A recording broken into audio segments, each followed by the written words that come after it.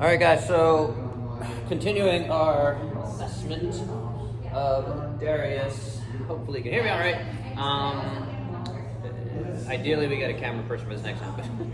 But even just when he's laying here, I'm going to see where those restrictions are. So his left shoulder is pretty flat there. I can't get too high, too much underneath there. This is a little more rotated up. So when we're talking about connecting all those dots of what we saw in that kind of functional movement piece, again, this shoulder is just a little more rotated forward. Again, we need to release this pec in terms of our body work we need to focus on. And again, stuff you can do on your own. Pec release, again, lacrosse ball into here, different stuff there. The traps, getting there.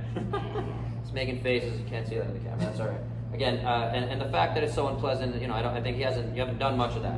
Yeah, and when we talk about working out for aesthetics, I think that we tend to overdo, again, a lot of these mirror muscles, because that's just the way it is. And that we tend to lose some of that orthopedic piece of it, right? And hopefully we can find a balance of looking good and staying healthy, keeping our joints healthy. So that's why we're here. So neck rotation, I'm just gonna move it around in some different directions. And yeah, you tell me if you feel anything going on there. So by closing up that angle, we're not cracking anything just yet, or on purpose. It might happen by accident. Is that all right? Yep. Right there. What does that feel? Tight. Just that tightness there. Yep. Yeah, so again, the fact that it's on the opposite side is kind of a good sign. It's more muscular is what's happening there. And we can, again, we need to release that. If it was on the other side, now we're talking about joints. So that's why we're going through this process, so we want to make sure we clear what's going on. Down at the hip, when we get there, maybe something going on more in the joint, we'll see. Yeah, so a lot of fun, funky stuff going on there. While we're here, put one hand on your chest, one hand on your belly. Take a few deep breaths in and out. And a few more deep breaths, yeah. So I think you can kind of see it in the video. I got a lot of motion coming from here, the chest. I think we sometimes oversimplify this fact that, like, can we just change that? And again, he's a pretty good athlete from what I've seen so far, doing his agility stuff. And see if you can breathe a little more into the belly. Deeper, deeper, deeper, deeper. Yeah, so he can do that. We just need to cue it. He's just not doing it naturally. Again, part of that oversimplification of what that is, you know, if we're in our stress response, we're breathing up here into our chest, versus if we breathe into our belly, we talk about stress a little bit of sleep. So the nervous system, we can keep an eye on that, and things like that throughout the day can certainly help in his performance and in his, again, orthopedic capacity, where it's going to calm a lot of this tightness down throughout the day, and it doesn't have to be, come see me 3 times a week so I can keep beating you up or cracking stuff or loosening stuff up, and you can kind of manage this on your own. That's ultimately the goal, is to make you the kind of master of your own body, right? All right, so relax that. We're gonna look at, bend the knees actually for me, and scoot down just a bit toward the end there. And a little more.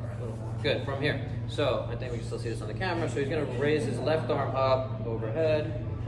Good, and he gets a little bit of opening up through here, and then bring that down, and then the other arm.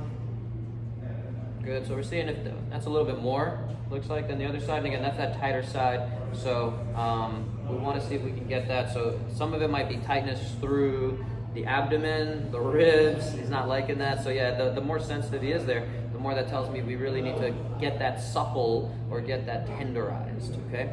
Relax there. Bring both arms up overhead. And again, there's a lot more space here. So if he's going with a barbell overhead, and there's a little imbalance here in how the arms are, a little crooked, he feels that, which is good that you feel it as well, because when we're retesting, it doesn't necessarily have to be me there retesting him. But again, this opening, can you force this down as much as possible? Can you go into like a hollow position? Yeah, engage the abs. Good. And you see those arms lift up a little bit. And again, does this mean that he shouldn't be using a barbell or kettlebells overhead? Maybe it does, maybe it doesn't. We need to keep looking at that. We're gonna look at that a little bit later. Make sense?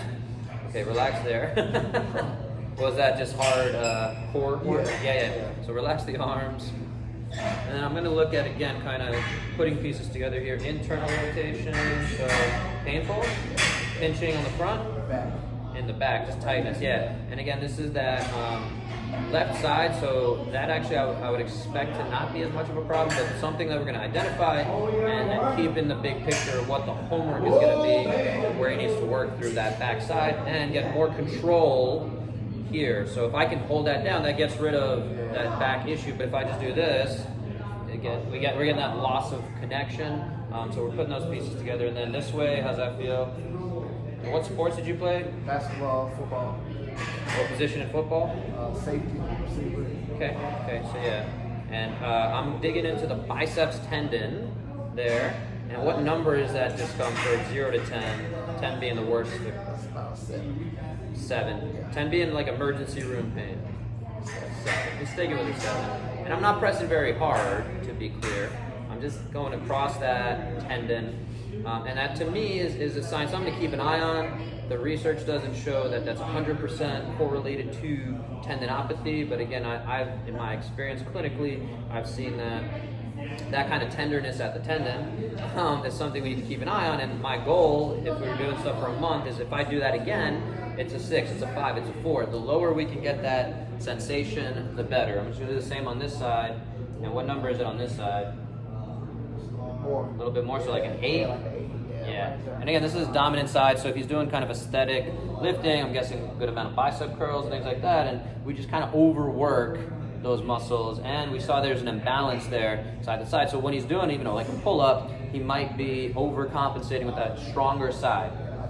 Right, and he knows it, and we want to see if we can start correcting that. So how's this guy in here? Yeah, so again, overworking through, we get those golfer's elbow, tennis elbow, lateral epicondylitis.